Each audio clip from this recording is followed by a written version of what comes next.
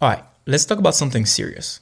So, in the ideal world, if inflation is only 2 to 3% per year and you are getting a 5% raise every single year, then you should technically be fine because you are making more than inflation. So, you're technically beating inflation.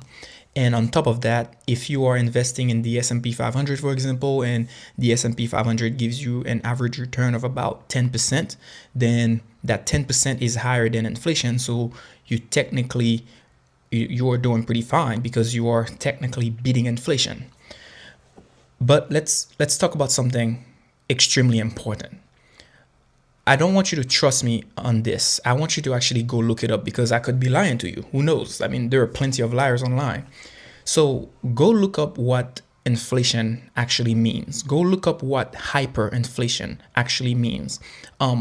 The Our money has been increasing at a rate of about 7% per year for the past 100 years. There has been over 700 fiat currencies in the world, and they have all failed because of the money printer. And I don't want you to trust my words for it. I actually want you to go look it up.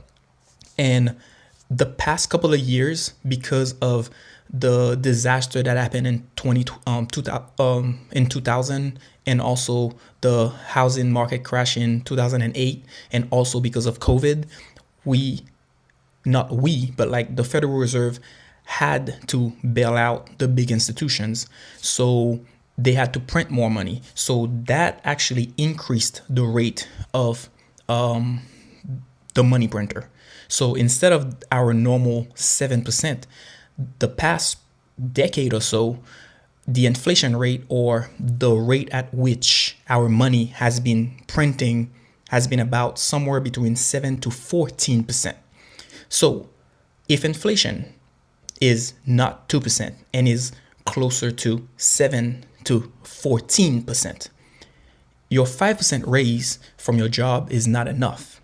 Your 10% from the S&P 500 is barely keeping up with inflation.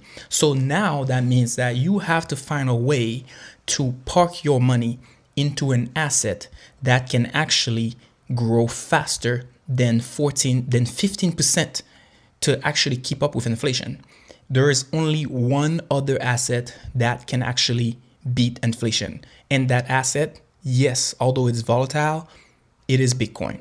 It's not housing, it's not gold. If you are new to this and you've been waiting to get your hands on some Bitcoin, right now is the perfect time. The RSI is extremely oversold. The last time the RSI was at 20, that means it's pretty much oversold.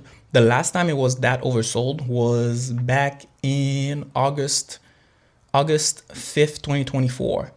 And that's when the RSI was down in the 20s. Before that, that was right around July. It was at $53,000. Over there, it was at $49,000. So these were the last time the RSI were actually that low. And guess what happened after?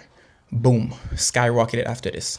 Now again, we have another great opportunity to buy some Bitcoin when the RSI is oversold. Now, don't get me wrong. We can always go back to $73,000. I mean, well, actually, at $74,000. I don't care how low it gets.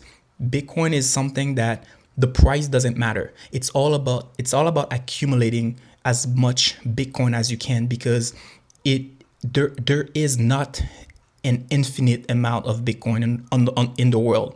Like cash, there will always be plenty of cash for everybody, but Bitcoin it has a limited amount. So get your hands on as much Bitcoin as you can at whatever price you can get it at. If you already have some Bitcoin, please do not sell. If you are new to this and you're freaking out because you think that, oh my God, it's gonna go to zero. I mean, I cannot give you financial advice, but just hold on to what you have and try to accumulate more if you can. But for my people who don't have any Bitcoin and they are new to this, right now, when it's oversold, is the perfect time to start buying in. I'm just a nurse. I have no business telling you anything about finance. The only reason why I'm doing this is because there are only a few people in the world right now that actually understand what's happening with our money. That there are only a few people that understand that, oh, There's something wrong. Why is it that I'm making more money, but somehow I cannot afford the things that I want to buy in my life? Why is it that I'm struggling, although I am making a little bit more money every single year? There are only a few of us that actually have the mental capacity to question the system. So that is the only reason why I, as a nurse, I'm making this video, to try to educate and spark some curiosity. And like I said, don't take my word for it.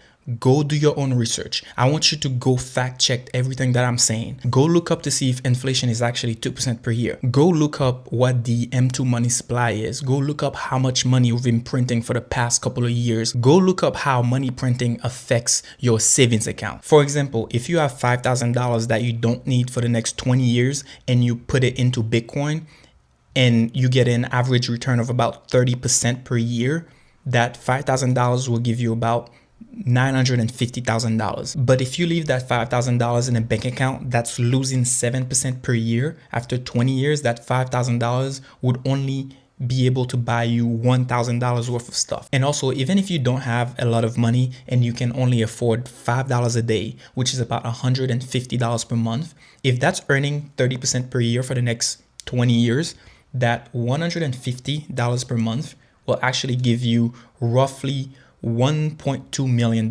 So look, if you watch this video and you don't do anything about it, I mean, there's no nice way to say this, but I'm pretty sure you will pay the price later. But listen, at the end of the day, you can bring a horse to water, but you cannot force it to drink. So good luck.